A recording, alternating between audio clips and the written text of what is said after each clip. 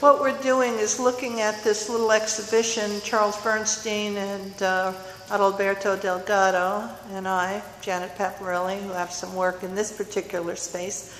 There's 3 spaces in this show. Charles Bernstein is a painter of renown in South Florida, and Adalberto Delgado is the man who started the extremist group called Nada some years ago, and is one of the Miami movers and shakers. And this is a show that Adalberto put together in a number of spaces. This is one of the rooms, which is going to become a vegan restaurant, maybe.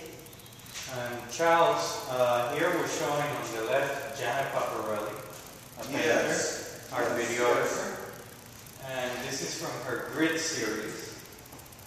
There's a lot of nice variation in the grid, and a whole different mindset in some of these different works, because some of them are much more of a parallel grid as we're used to thinking of grid, and some of them are freer. Over here to the right, they're freer.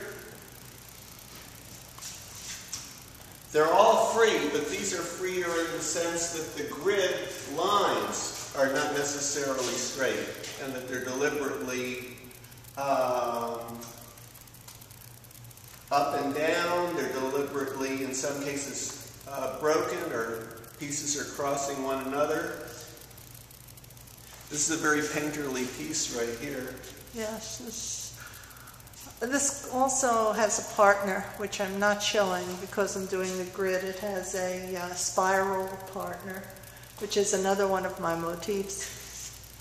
Well, this one that resembles a flag, I would say the American flag.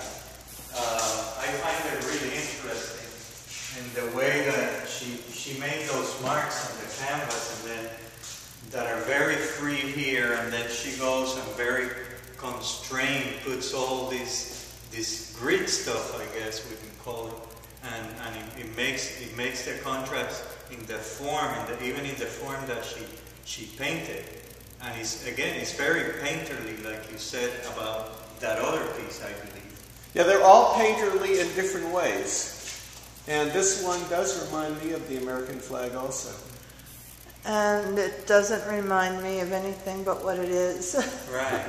And because people do, I think, have the, are moved into trying to interpret, and the brain trying to relate it to something known. And for some reason, I think really abstractly. And when I see a cloud, it's just a cloud to me. It doesn't turn into a lion, or you know, and for me, these are marks. That's why the first contemporary art I saw that was abstract, even when I was 17 years old.